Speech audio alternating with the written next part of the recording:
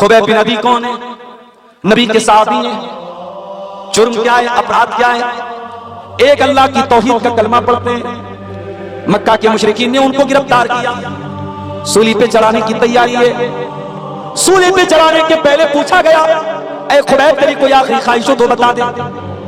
कहा है मक्का वालों, एक आखिरी ख्वाहिश है, 2 रकात नमाज पढ़ने की मोहलत दे दो। कहा ठीक है, पढ़ लो तुम। हजरत खुबैब ने 2 रकात हल्की नमाज पढ़ी।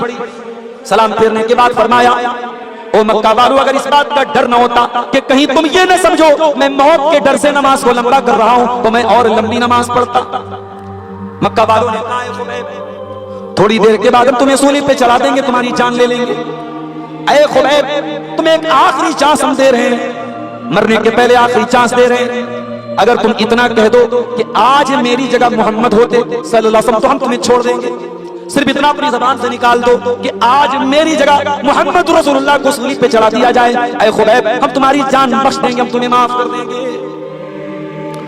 हजरत खुबैब ने फरमाया, ओ जालिमों, तुम मेरी जगह मेरे नबी की जान लेने की बात करते हो। अरे मैं तो ये भी गवारा नहीं करूंगा कि मेरी जान बख्श दी जाए, मुझे छोड़ दिया जाए और मेरे नबी के पांव में एक कांटा भी चुभोया जाए। मैं अपने नबी के पांव में एक कांटा चुभोने की कीमत पर भी अपनी जान को बख्शवाना नहीं चाहूंगा।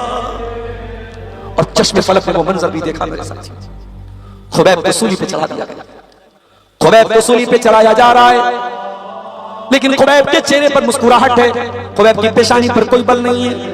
और खुबैब क्या कहते हैं, ओ लोगों, वलस्तु उबाली हिन उक़तलु मुस्लिमन, जब मैं इस्लाम की हालत में दुनिया से जा रहा हूं, जब मैं तौहीद की हालत में दुनिया से जा रहा हूं, तो मुझे इस बात की कोई परवाह नहीं है। अला अय्य जंबिन काना लिल्लाहि मसरई, कि मुझे कैसे पटका जाएगा, मुझे कैसे मारा जाएगा, कैसे मुझे सूली पे चढ़ाया जाएगा और कैसे मेरी जान ली जाएगी, मुझे इस बात की कोई परवाह नहीं है। मुझे परवाह है तो इस बात की परवाह है कि मैं तौहीद पे दुनिया से जा रहा हूं।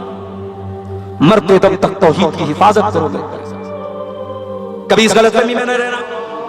हम तो बगैया में रहते हैं, हम तो मंडरों में रहते हैं, हम तो अंसारी समाज के लोग हैं, हमारे यहाँ कोई कब्र परस्ती नहीं है, हमारे यहाँ कोई शिरक नहीं हो रहा है। कभी इस गलतफहमी में न रहना। दुनिया के किसी भी कोने में चले जाना, सबसे बड़ा खतरनाक गुनाह शिर्क है, और शिर्क से हमेशा अपने दामन को बचा करके रखना। अल्लाह के नबी फरमाते हैं, ला तुशरिक बिल्लाहि शैया, अल्लाह के साथ शिर्क न करना। व इन कुतिलता व हुर्रिकता, अगर तुझे कत्ल कर दिया जाए, तुझे जला दिया जाए। दूसरी चीज, वला तउक़न्ना वालिदै, और ऐ मुआज़ बिन जबल, अपने माँ बाप को न सताना, अपने माँ बाप को तकलीफ न देना, अपने माँ बाप की नाफरमानी न करना। कभी आपने गौर किया, कुरान करीम में अल्लाह ताला ने अपने जिक्र के बाद, अपनी तौहीद के बाद अक्सर मकामात वालिदैन का जिक्र किया। कुरान का 15वां पारा उठाइए, वक़ज़ा रब्बुका अल्ला ताबुदू इल्ला इय्याहु व बिल वालिदैनि इहसाना, तेरे परवरदिगार का हुक्म है इबादत करो तो अल्लाह की करो और अपने माँ बाप के साथ अच्छा सलूक करो। इम्मा यब्लुगन्ना इंदकल किबरा अहदुहुमा औ किलाहुमा फला तकुल लहुमा उफ़्फ़िन वला तनहरहुमा वकुल लहुमा क़ौलन करीमा। तुम्हारे माँ बाप में से कोई एक तुमको बुढ़ापे में मिल जाए, माँ मर गई बाप मिल गया, बाप मर गया माँ मिल गई, कोई एक तुमको मिल जाए तो ज्यादा ख्याल रखना, दोनों मिल जाएं तब भी ख्याल रखना, उनको उफ भी न कहना, उनसे डांट करके बात न करना, उनसे अदब से बात करना, तमीज से बात करना। बहुत बड़ी हस्ती होती है माँ। अल्लाह न करे किसी की माँ को ये दिन देखना पड़े कि माँ बिस्तर पे पाखाना करे और बेटे को साफ साफ। अगर कभी वो दिन आ भी जाए और बेटा बहुत फर्मा बरदार है, बेटा माँ से बहुत मोहब्बत करता है, बेटा अपनी माँ की गंदगी साफ कर रहा है, दुनिया कहती है बड़ा अच्छा बेटा है, बड़ा नेक बेटा है, माँ बिस्तर पे लेटरिन कर रही है, बेटा साफ कर रहा है, बाप बिस्तर पे लेटरिन कर रहा है, बेटा साफ कर रहा है। लेकिन कभी गौर करना मेरे प्यारे साथी, वो बूढ़ी माँ और बूढ़ा बाप जब बिस्तर पे गंदगी करते हैं, बेटा बेटी अगर साफ भी करते हैं तो चेहरे पर रुमाल रख के साफ करते हैं, चेहरा बनाते हैं, चेहरा बिगाड़ लेते हैं, बड़ी कराहियत के साथ, बड़ी नापसंदीदगी के साथ ये काम करते हैं। ओ लोगों, तुम अपनी माँ के साथ ये काम अगर कर भी दोगे करोगे तो तुम वो मुस्कुराहट कहां से लाओगे जो तुम्हारी माँ के लबों के ऊपर थी? जब तुम छोटे थे तुम बार बार गंदगी कर दिया करते थे, तुम्हारी माँ एक बार भी तुम पर गुस्सा नहीं करती थी, तुम्हें लाड करती थी, तुम्हें प्यार करती थी, मुस्कुराया करती थी, तुम्हें चुमकार चुमकार के तुम्हारी गंदगी को साफ किया करती थी। ओ लोगों, आज माँ बूढ़ी हो गई, आज बाप बूढ़ा हो गया, आज अगर उनकी गंदगी तुम साफ कर भी दोगे, वो खुशी कहां से लाओगे, वो मुस्कुराहट कहां से लाओगे जो माँ के लबों के ऊपर थी? नहीं उतार सकते तुम उनके एहसानात का बदला, नहीं उतार सकते। यमन का एक देहाती था, खाने काबा का तवाफ कर रहा था, अपनी बूढ़ी माँ को कंधे पे बिठा के तवाफ कर रहा था। तवाफ करते करते कह रहा था, इन्नी लहा बईरुहल मुज़ल्ललू। ओ लोगों, आज तो मैं अपनी माँ की सवारी बन गया, आज अपनी माँ को अपने कंधे पे बिठा के मैंने खाने काबा का तवाफ करा दिया, मैंने उम्रा करा दिया, मैंने हज करा दिया। अब्दुल्ला बिन उमर भी वहीं पे तवाफ कर रहे थे। उसने कहा, अब्दुल्ला बिन उमर, आज ऐसा लगता है मैंने माँ के दूध का कर्जा उतार दिया, मैंने माँ का हक अदा कर दिया, मैंने माँ के एहसानात का बदला चुका दिया। अब्दुल्ला बिन उमर खामोश नहीं रहे। फरमाया, अरे नादान, तुम माँ को कंधे पे बिठा के खाने काबा का तवाफ करा के, समझ रहा है बहुत बड़ा तीर मार लिया तूने। वला बेज़फ़रतिन वाहिदा, अरे तेरी माँ ने जब तुझको जन्म दिया था, माँ ने जब तुझको पैदा किया था, पैदाइश के टाइम, तुझे जन्म देने के टाइम, तेरी माँ की जबान से, तेरी माँ के मुंह से जो दर्द भरी आवाज निकली थी, जो चीख निकली थी, जो आवाज निकली थी, अभी तो तूने उस आवाज का भी हक अदा नहीं किया। ये होती है माँ। माँ का एहतराम करो, बाप का एहतराम करो मेरे साथी। इमाम अबू हनीफा रहमतुल्लाह अलैह इतने बड़े इमाम हैं, दुनिया को दीन सिखाते हैं। उनकी माँ उनके पास आती है, अय अबू हनीफा, इस मसले का जवाब जाकर के उमर बिन सर से पूछ किया। उमर बिन सर उस दौर के कालिम थे, जो इमाम अबू हनीफा के शागिर्दों में से थे। इमाम अबू हनीफा उनके पास पहुंचे, अय उमर बिन सर, मैं आपके पास आया हूं मसला पूछने। उन्होंने कहा, क्या बात करते हैं, आप हमारे उस्ताद हैं, आप हमारे पास मसला पूछने आए। कहा, मेरी माँ की ख्वाहिश यही है, मेरी माँ की तमन्ना यही है, मेरी माँ इस मसले में मेरा फतवा नहीं मांग रही, आपका फतवा मांग रही है, इसलिए मैं आपके पास आया हूं। इमाम हैवा बिन शुरैह बहुत बड़े मुहद्दिस थे, हदीस पढ़ा रहे थे, दर्स दे रहे थे, तमाम तलबा बैठे हुए हदीस पढ़ने वाले।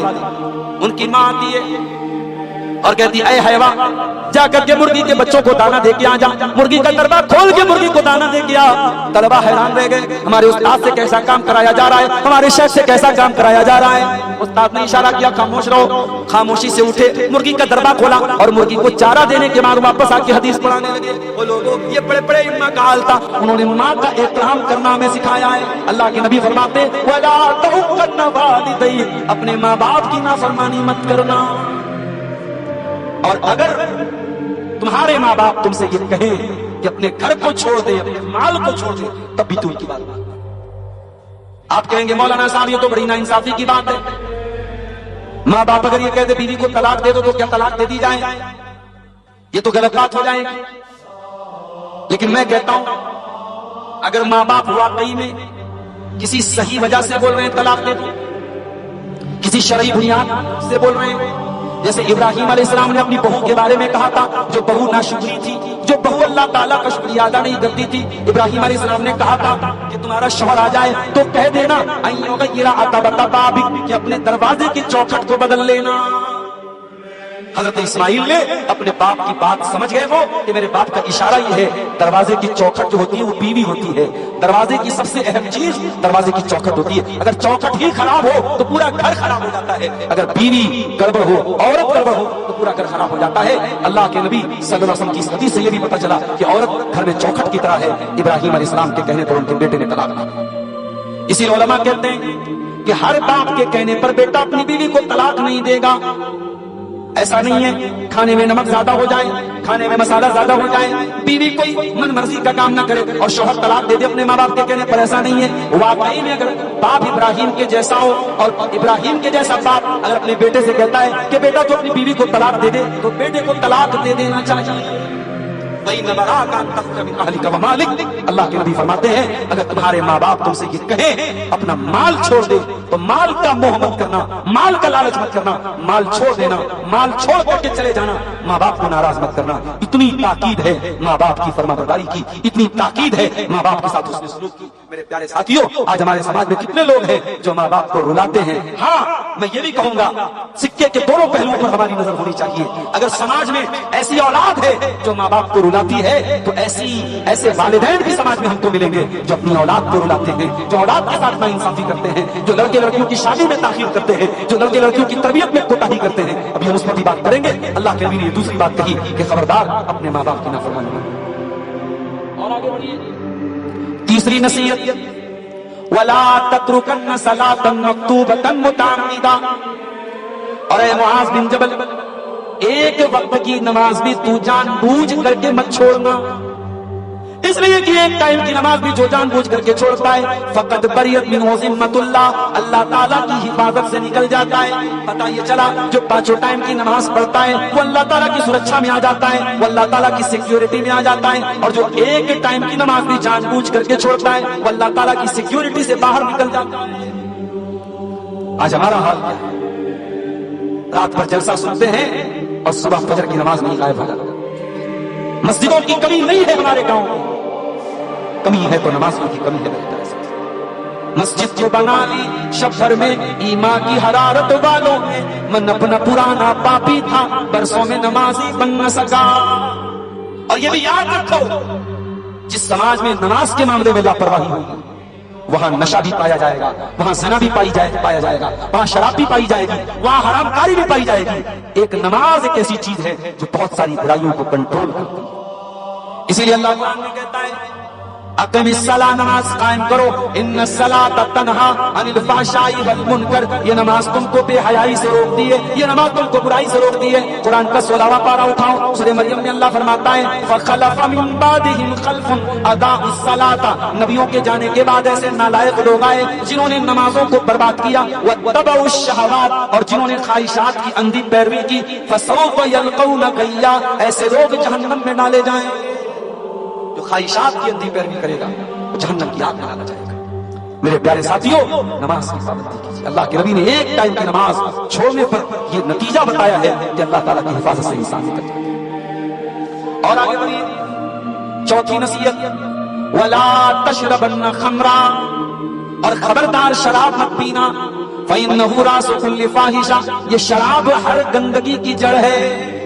شراب پیا انسان نے نشے میں ہے، اب وہ کس کو ٹچ کر دے گا، کیا بول دے گا، کون سی گالی بک دے گا، کس کا مرڈر کر دے گا.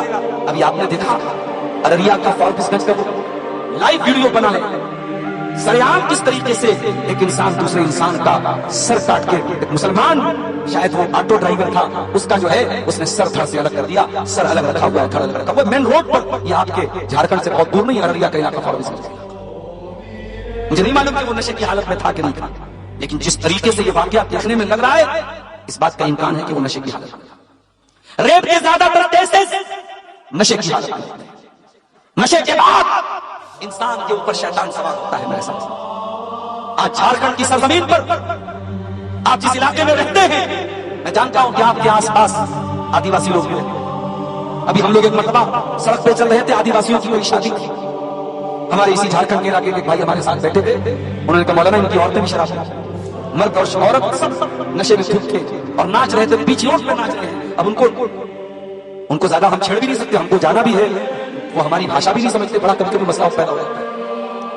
اس علاقے میں جہاں شراب کا اتنا چلن ہے، میرے نوجوانوں آپ کی ذمہ داری اور بڑھ جاتی ہے. جب گناہ آسان ہو جائے، جب گناہ آسانی سے مل رہا ہو، اس ماحول میں گناہ سے اپنے دامن کو بچانا یہ مشکل ہوتا ہے. آپ نیپال کی سرزمین پہ چلے جائیں، وہاں بھی شراب بہت عام ہے. چائے کے ہوٹل میں آپ چائے پینے چلے جائیں، وہاں بھی شراب مل رہی ہے. کسی ہوٹل میں کھانا، یہاں تک کہ مسلم ہوٹل میں گیا کھانا کھانے، جس کا مالک مسلم تھا، وہاں بھی دیکھا میں نے شراب رکھا ہوا ہے. اللہ رحم کرے، اللہ معاف کرے. اس قدر آسان ہے اور اس قدر عام ہے وہاں پہ شراب. میرے پیارے ساتھیوں، شراب اسلام کی نظر میں صرف حرام نہیں ہے، شراب ہر برائی کی جڑ ہے. اور اسی لیے اللہ کے نبی فرماتے ہیں جو شراب پیتا ہے، جو نشہ کرتا ہے، اللہ تعالیٰ